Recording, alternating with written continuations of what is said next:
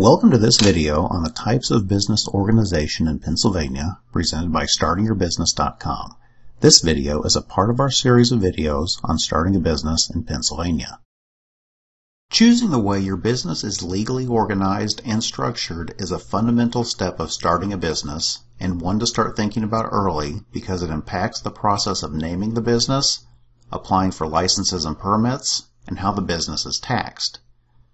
The business organization is the legal framework of an entity that is engaged in commercial activity. There are 4 primary types of business organization that a small business owner will choose from, which include the sole proprietorship, partnership, corporation, or LLC. Each entity has its own set of pros and cons, and each has some considerations that may make one better than another for you and the business.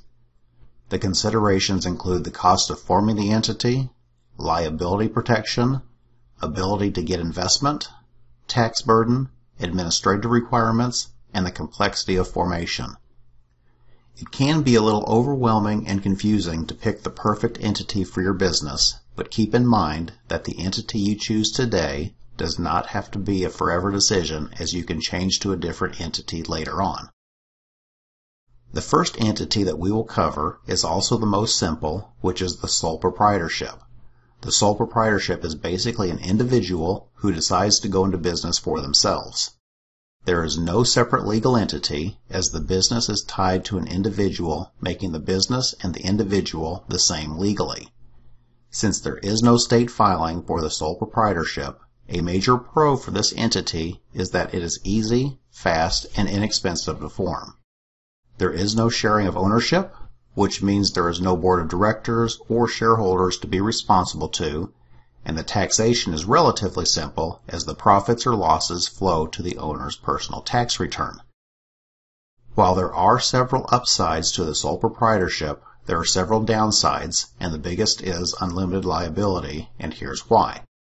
Since the business and the owner are considered the same legally, should the business get sued, the owner's personal assets are potentially at risk. The risk of being a sole proprietorship really goes up if the owner has significant personal assets or has employees who could cause the business to get sued. There is also limited access to capital. This just means that unlike the partnership, corporation, or LLC, there aren't other people that you can have invest in the business.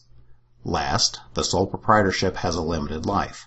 So if the owner passes away or decides to get out of business, that business essentially ceases to exist. This isn't a major concern for many businesses, but if there are contracts or licenses that the business relies on, the sole proprietorship may not be the best choice. Forming a sole proprietorship is pretty simple. Since there is no official state filing, you can decide to go into business right away as a sole proprietorship and be in business. We will cover some other details for starting a sole proprietorship in later videos and at StartingYourBusiness.com that may have to be done, like registering a business name and applying for licenses and tax numbers. The next entity is the partnership, which is a business owned by 2 or more individuals. The partnership is very similar to the sole proprietorship in that there is no legal entity and the owners have unlimited liability. The good things about the partnership are that it is easy, fast, and inexpensive to set up, with no filing or fees to set up with the state. There are also more people involved, which means there is more talent and funds to put into the business. Like the sole proprietorship, there are significant downsides, with the primary one being unlimited liability. But this time, if one partner makes a bad business decision, every other partner's personal assets are at risk, making the partnership riskier than the sole proprietorship. Another partnership con includes sharing of control. Since partnerships are usually informal and very little is in writing, disagreements can occur that can be devastating to the business. A partnership can also be difficult to get out of should the remaining partner not be willing to buy out the departing partner. Just like the sole proprietorship, there is no official filing for a partnership with the state. We will cover some of the other possible requirements that a new partnership may need to do in later videos and at StartingYourBusiness.com. The corporation is the third of the 4 business entities and is completely different from the sole proprietorship or partnership because now we have a legal entity that is separate from the owners. While the corporation sounds like it is something for a large business, it is really just a filing with the Pennsylvania Bureau of Corporations and Charitable Organizations. Corporations can be owned by a single owner or multiple owners. The corporation has several pros, and the most important pro is that a corporation is a distinct legal entity and the owner's personal assets are separate from the business assets. This is useful because if the business is sued, the owner's personal assets are typically safe. There may be some tax benefits, but the main reason for forming a corporation or LLC for that matter is the liability protection. Another pro is that the corporation has unlimited life, which could be useful in situations where there are key contracts or licenses that would benefit from continuity between owners. The corporation can also sell shares of the business and raise money from investors instead of relying only on debt like a sole proprietorship or partnership.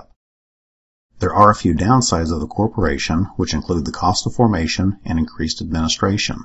The corporation costs $105 to file the Articles of Incorporation in Pennsylvania. In addition, there are a number of administrative duties, such as an initial board of directors meeting, shareholders meeting, taking minutes at the meeting, issuing stock certificates, and writing the bylaws. There are 3 ways to form a corporation in Pennsylvania. 1. You can do it yourself.